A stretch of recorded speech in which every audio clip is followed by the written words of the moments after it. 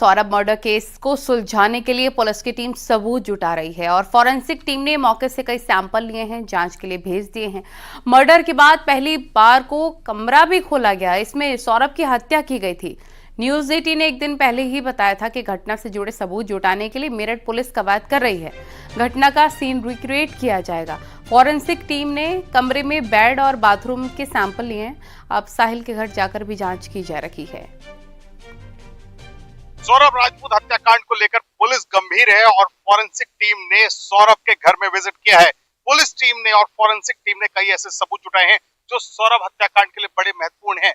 Bed पर लगे खून के धब्बे, इसके बाद बाथरूम में जब फॉरेंसिक टीम गई तो वहां भी कई ऐसे सबूत मिले। हालांकि बाथरूम के सबूतों को नष्ट कर दिया गया था, लेकिन फिर भी कई ऐसे सबूत फॉरेंसिक टीम ने इकट्ठा किए हैं जो बाद में उन्हें सजा दिलाने में काम आएंगे। इसके अलावा झूठे बर्तन और भी कई ऐसे सबूत जहां खून के धब्बे लगे थे, जहां सौरभ का सामान गिरा था, तमाम ऐसे सबूत इकट्ठा किए हैं सौरभ के घर से जो मुस्कान और साहिल को सजा दिलाने में काम आएंगे। इसके अलावा फॉरेंसिक टीम जब निकली तो अंदाजा लगाया जा रहा था कि साहिल के घर भी जाएगी, लेकिन देर रात होने के कारण साहिल के घर में टीम नहीं जा पाई।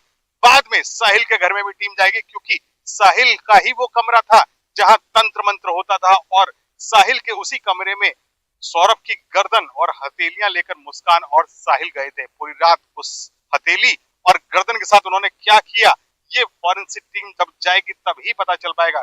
लेकिन बड़े सबूत इकट्ठे हुए हैं और इन सबूतों को लेकर लगातार ये माना जा रहा है कि जैसे ही रिपोर्ट आएगी उस रिपोर्ट के आधार पर चार्जशीट भी फाइल की जाएगी। पुलिस की प्राथमिकता है जल्द से जल्द सौरभ हत्याकांड को लेकर चार्जशीट फाइल की जा सके, ताकि साहिल और मुस्कान को सख्त से सख्त सजा दिलाई जा सके।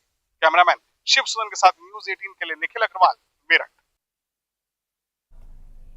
और विकासनगर के सहसपुर में एक मां ने अपनी 7 महीने की बच्ची की हत्या कर दी। पुलिस के मुताबिक बच्ची बीमार थी और उसकी मां बच्ची को झाड़ फूंक के बहाने छत पर ले गई, वहां पानी की टंकी में डुबाकर बच्ची की हत्या कर दी।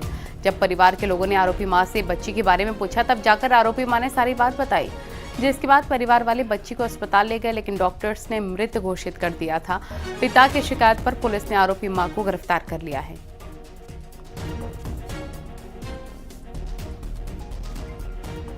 ये बच्ची कई दिनों से बीमार चल रही थी और उसके डॉक्टर और झाड़ फूक आदि भी चल रही थी। वो झाड़ फूक के लिए उसे ऊपर छत पे ले गई और फिर वापस जब आई तो और अपने कामों में लग गई। जब से काफ़ी पूछताछ के बच्ची के संबंध में पूछा गया तो फिर वो बच्ची पानी की टंकी में मिली।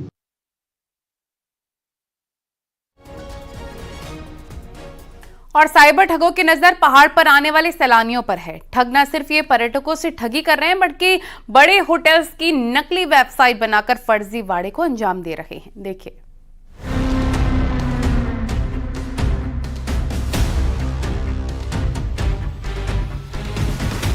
पहाड़ों में पर्यटन सीजन शुरू होते ही साइबर ठग भी एक्टिव हो गए हैं। होटल्स की बुकिंग और घुमाने फिराने के नाम पर ये ठग लोगों की जेबों को खाली कर रहे हैं। इन ठगों के रडार पर वो लोग होते हैं जो ऑनलाइन होटल रिजॉर्ट की बुकिंग करते हैं। वहीं नैनीताल के होटल्स में हो रही आए दिन बुकिंग के नाम पर ठगी से होटल कारोबारियों ने कार्रवाई की मांग उठाई है। ये लोग हमारी फेक वेबसाइट, फ्रॉड वेबसाइट्स बना रहे हैं और इनकी वेबसाइट्स में बुकिंग्स जा रही हैं और टूरिस्ट यहाँ पे आके फिर होटल में बहुत परेशानी क्रिएट करता है और उसे लगता है कि पुलिस और होटल वाला दोनों मिले हुए हैं। तो इस पे स्टेप लेने की बहुत आवश्यकता है। इन साइबर ठगों का जाल कुछ ऐसा है कि पुलिस के लिए भी ये चुनौती बने रहते हैं। लेकिन इस बार के पर्यटन सीजन के लिए पुलिस ठगों पर नकेल कसने का दावा कर रही है और बाकायदा इसके लिए तैयारी भी की जा रही है। इस टूरिस्ट सीजन में हमारा प्रयास रहेगा जो कंप्लेंट हमारे पास आई उस पर त्वरित कार्रवाई जरूर हो, लेकिन साथ साथ अगर ऐसी कुछ फेक वेबसाइट्स चल रही हों, हम उनको आइडेंटिफाई करके जनता को अवगत कराएं कि इन फेक वेबसाइट्स के झांसे में नहीं आए। साथ साथ अपील जनता से रहेगी कि वो भी अलर्ट रहें और गवर्नमेंट की वेरीफाइड वेबसाइट्स के माध्यम से ही हेली बुकिंग्स की कराएं।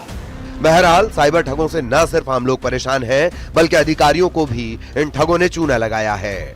वहीं पुलिस लोगों से अलर्ट रहने की अपील के साथ साथ वेरीफाइड साइट से ही होटल्स की ऑनलाइन बुकिंग करने की अपील कर रही है। न्यूज 18 के लिए नैनीताल से वीरेंद्र बिष्ट की रिपोर्ट। लखनऊ से खबर, ज्वेलर्स को अगवा कर हत्या और ज्वेलरी शॉप में चोरी का खुलासा हो गया है। 2 सगी नाबालिग बहनों ने अपने मौसेरे ममेरे भाइयों के साथ मिलकर वारदात को अंजाम दिया था। दरअसल लड़कियों की मां ने सराफ रूप नारायण सोनी की दुकान पर ज्वेलर गिरवी रखे थे। इसके बाद हर महीने 8,000 रुपये ब्याज वसूला जा रहा था। आरोपी की दुकानदार ब्याज की रकम के बदले लड़कियों पर शारीरिक संबंध बनाने का दबाव बना रहा था। साजिश के तहत 18 मार्च को लड़कियों ने कारोबारी को घर बुलाया, फिर ईंट से कूचकर हत्या कर दी। शव पुल के नीचे फेंक दिया। हत्या के बाद दुकान में चोरी की। पुलिस ने आरोपी को गिरफ्तार किया। चोरी की 143 ग्राम सोने की ज्वेलरी, 5 किलो से अधिक चांदी के जेवर बरामद कर लिए हैं। 23 तारीख को एक डेड बॉडी घैला पुल के पास मिली, जिसकी पहचान बाद में जो सर्राफा जिनके यहाँ चोरी हुई थी, जिनका नाम रूप नारायण सोनी था, उसके रूप में हुई। इसके बाद इन टीमों ने लगातार प्रयास करके सर्विलांस और मुखबिर और सीसीटीवी कैमरे का सहारा लेके इसका अनावरण किया और इसकी अनावरण की शुरुआत उस चोरी से हुई। उस चोरी की एक सीसीटीवी फुटेज मिली जिसमें कुछ चोर संदिग्ध जो थे वो चोरी करते हुए दिखाई दे रहे थे। ज्यादा रिटर्न का झांसा इतना मोहक होता है कि इसमें पढ़कर अच्छे अपनी जिंदगी भर की कमाई दांव पर लगा देते हैं। आए दिन पुलिस ऐसे शातिरों को दबोचती है, फिर भी लोग बाज नहीं आते। श्रीगंगानगर में पुलिस ने फॉरेक्स ट्रेडिंग के नाम पर फ्रॉड करने वालों का पर्दाफाश कर दिया है।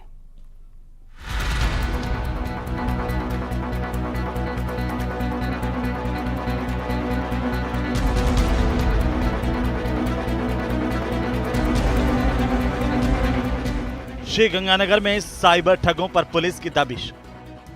फॉरेक्स ट्रेडिंग के नाम पर फ्रॉड करने वालों का पर्दाफाश।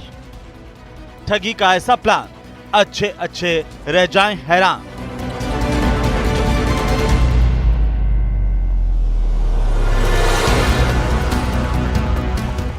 लोगों के खून पसीने की कमाई डकार कर ऐश मौज के जिंदगी बसर करने वाले आखिरकार पुलिस के खत्ते चढ़ गए।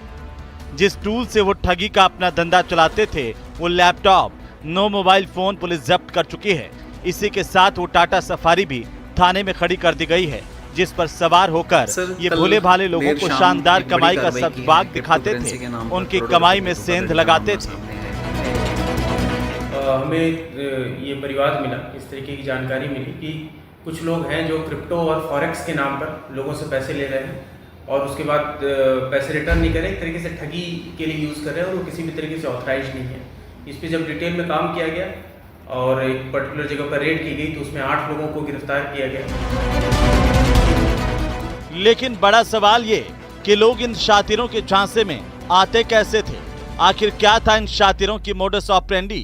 पुलिस अधीक्षक के मुताबिक आरोपियों ने ट्रेड विंस एकेडमी .वर्ल्ड के नाम से वेबसाइट बनाई।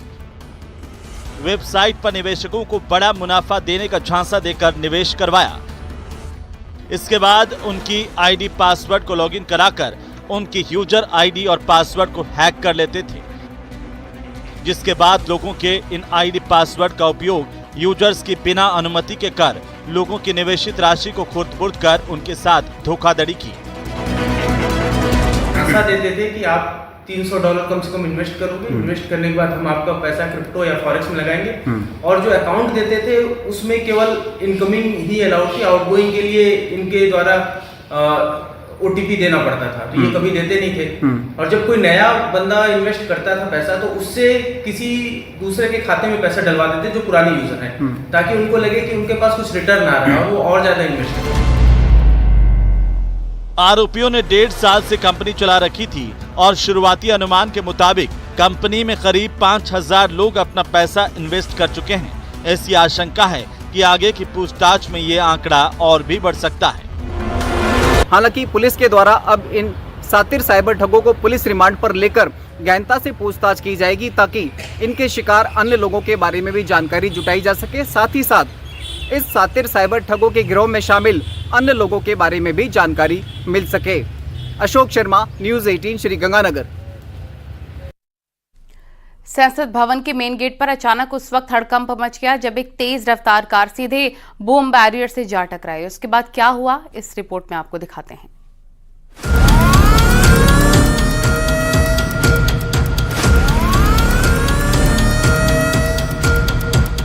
के पावर सेंटर में उस वक्त हड़कंप मच गया जब संसद भवन के मुख्य गेट पर अचानक हाई लेवल सिक्योरिटी अलार्म बजा।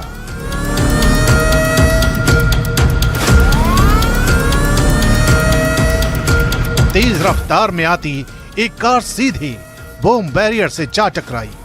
अलार्म बजा, गेट पर तैनात सुरक्षा बलों ने बिना वक्त गवाए मोर्चा संभाल लिया। सुरक्षा वाहन ने तत्काल गेट को सील किया। चंद सेकंड में संसद के बाहर रेड अलर्ट जैसे हालात बन गए।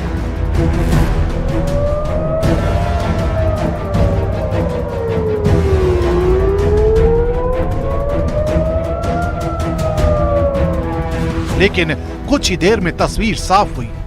गाड़ी किसी संदिग्ध की नहीं थी, बल्कि एक माननीय सांसद की थी। तेज रफ्तार के कारण ड्राइवर ने अंदाजा नहीं लगाया और गाड़ी बॉम्ब बैरियर से जा टकराई।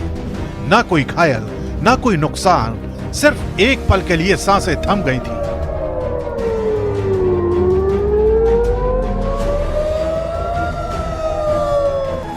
जानकारी मिलते ही सुरक्षा एजेंसियों ने राहत की सांस ली। गेट फिर से खोला गया। संसद की कार्यवाही अब सामान्य रूप से जारी है।